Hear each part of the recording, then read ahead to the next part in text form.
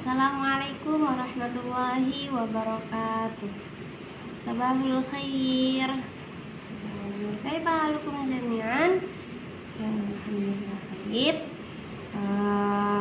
Untuk pagi ini kita absen dulu ya. Muhammad Ilham, Dimas Adipurna, Kaira, Isma, Asma. Berhubung alhamdulillah wa syukurillah tidak ada yang berhalangan izin dan sakit, mari kita mulai pelajaran kita dengan bacaan Bismillahirrahmanirrahim. Rabbi shrah li sadri wa yassir li amri wahlul 'uqdatam min lisani yafqahu qawli. Amma ba'du. Alhamdulillah wa syukurillah, kita dapat hadir bersama-sama di kelas ini pagi ini dengan sehat walafiat tanpa kekurangan satu apapun. Baik, untuk pagi ini kita akan masuk ke materi baru yang bertema dengan wakaf. Untuk pelajaran sebelumnya masih ada yang ingat? Untuk PR-nya dikumpulkan. Kita bahas yang wakaf dulu, setelah itu kita koreksi PR sebelumnya. Paham antum jami'an? Baik. Coba dibuka buku halaman 10. Itu ada pengertian dari wakaf. Coba ibu bacakan dulu ya. Wakaf berasal dari kata Arab yang berbunyi al-waqf, yang bermakna al-habsu. Artinya menahan, berhenti, diam, mengekang atau menghalang. Oke, sampai sini kita pahami dulu. Wakaf itu artinya menahan, berhenti, oke, menghalang. Nah, adapun secara syariat, dari sini kita mulai pahami. Secara terminologi, wakaf itu berarti menahan hak milik atas materi harta benda dari pewakaf dengan tujuan menyedekahkan manfaat atau faidahnya untuk kebajikan umat Islam, kepentingan agama, atau kepada penerima wakaf yang telah ditentukan oleh pewakaf. Oke, sampai sini bisa dipahami. Jadi wakaf itu adalah pewakaf nih, pemberi wakaf itu memberikan kepemilikan barang al-ain itu kepada seseorang atau masyarakat atau lembaga yang sesuatu itu bisa dimanfaatkan ke depannya. Oke. Adapun lanjut ke rukun wakaf. Nah, Imam Nawawi dalam kitab Raudhatut Thalibin menjelaskan bahwa rukun wakaf ada 4 yang harus dipenuhi dalam berwakaf. Yang pertama itu adalah al-waqif, yaitu orang yang mewakafkan. Yang kedua, al-mauquf, harta yang diwakafkan. Yang ketiga, al-mauquf alaih, yang artinya pihak yang dituju untuk menerima manfaat dari wakaf tersebut, penerima jatuhnya.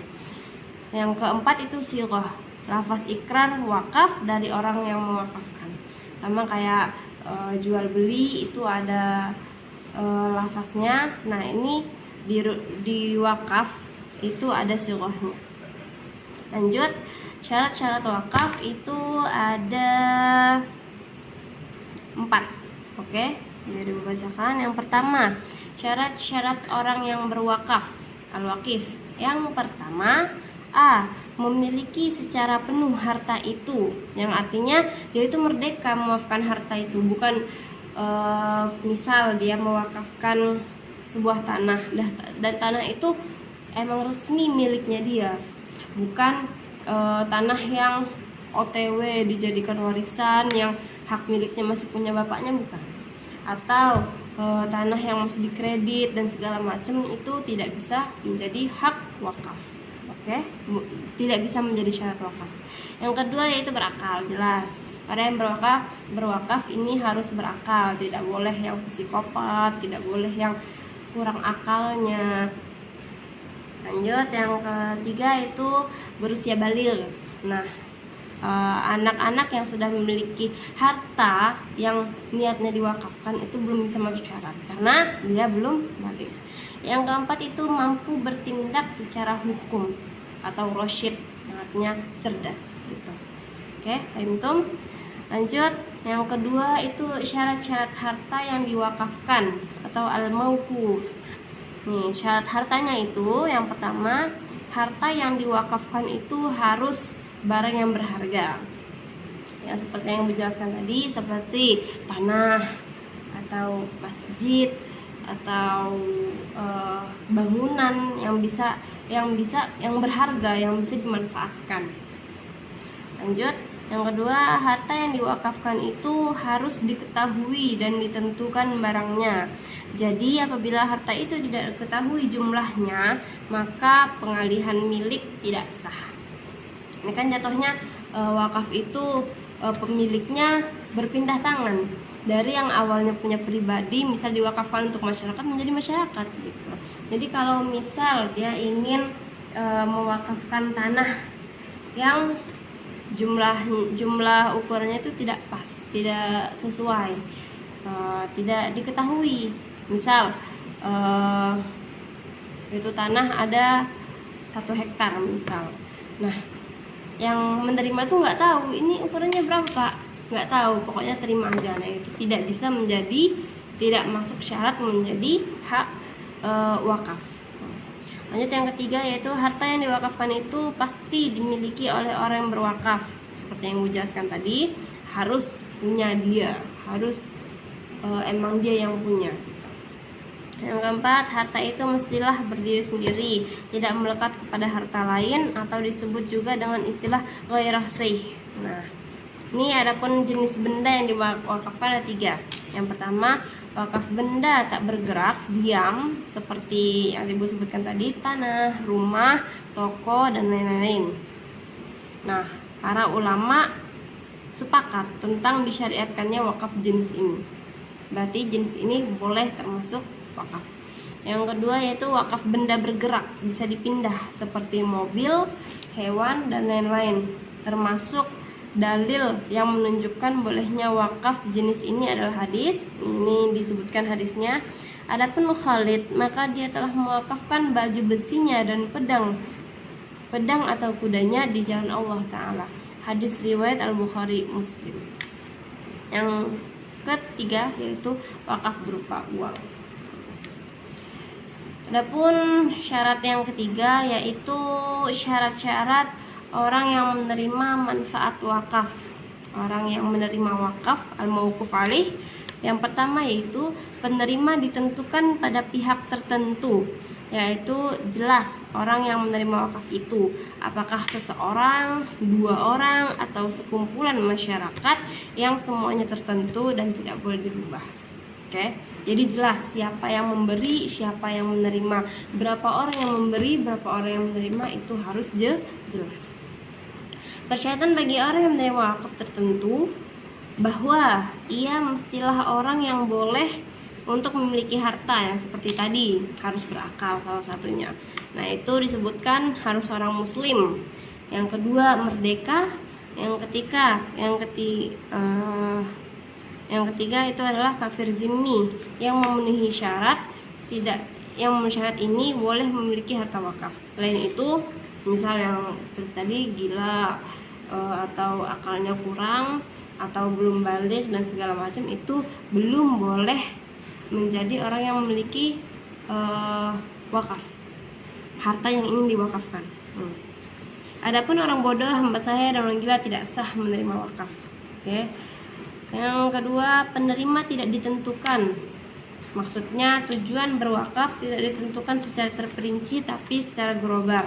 Misalnya seseorang berwakaf untuk kesejahteraan umat Islam, orang fakir, miskin, tempat ibadah, dan sebagainya. Lanjut, syarat-syarat sighah. Nah, ini syarat-syarat lafaz ikrarnya wakaf. Yang pertama itu lafaz ikrar harus berisi kata-kata yang menunjukkan kekalnya wakaf, ta'bid namanya. Tidak sah kalau ucapan wakaf dibatasi dengan waktu tertentu. Yang kedua yaitu ucapan itu dapat direalisasikan secara tanis. tanpa disangkutkan atau digantungkan kepada syarat tertentu. Yang ketiga yaitu ucapan itu bersifat pasti dan jelas, yang berarti wakaf dan tidak mengandung makna lain. D. Ucapan itu tidak diikuti oleh syarat yang membatalkan.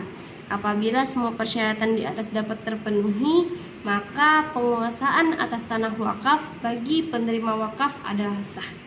Pewakaf tidak dapat lagi menarik balik pemilikan harta itu, telah berpindah kepada Allah, dan penguasaan harta tersebut adalah orang yang menerima wakaf secara umum. Ia dianggap pemiliknya tapi bersifat ghairah tammah. Oke, sampai sini materi kita. Baik, untuk sekarang mohon dicatat materi ini dari halaman 10 sampai halaman 12, yang semoga catatan antum semua bisa dapat mempermudah antum dalam menghafal materi yang akan kita adakan ulangan untuk minggu depan. Paham antum jami'an? Apakah ada yang ingin bertanya? Ya, pertanyaannya adalah apakah orang yang koma itu boleh memberi wakaf? Orang yang koma itu bisa dikategorikan sebagai orang yang tidak berakal. Maksudnya dalam keadaan koma dia sedang tidak berakal, sedang tidak bisa memberi wakaf. Dan karena orang yang memberi wakaf tuh harus memenuhi syarat sighah gitu. Jadi kalau dia tidak bisa melafazkan ikrar wakaf, itu dia tidak sah untuk memberi wakaf. Oke, di sini ada pertanyaan lagi. Baik, alhamdulillah wa syukurillah, untuk materi hari ini kita selesai. Catatannya mohon dicatat dengan rapi, sambil dibaca dengan teliti, sehingga apa yang antum catat dapat tertanam di hati, dan ilmu yang kita terapkan hari ini, yang kita pelajari hari ini, semoga bermanfaat untuk kedepannya. Baik, karena tidak ada pertanyaan lagi dan waktu pelajaran sudah habis, saya naftatim malakotana biqiraatil hamdalah wa du'a kafatul majlis. Alhamdulillahirabbil alamin, subhanakallahumma bihamdika asyhadu an la ilaha illa anta astaghfiruka wa atubu ilaik. Wassalamualaikum warahmatullahi wabarakatuh.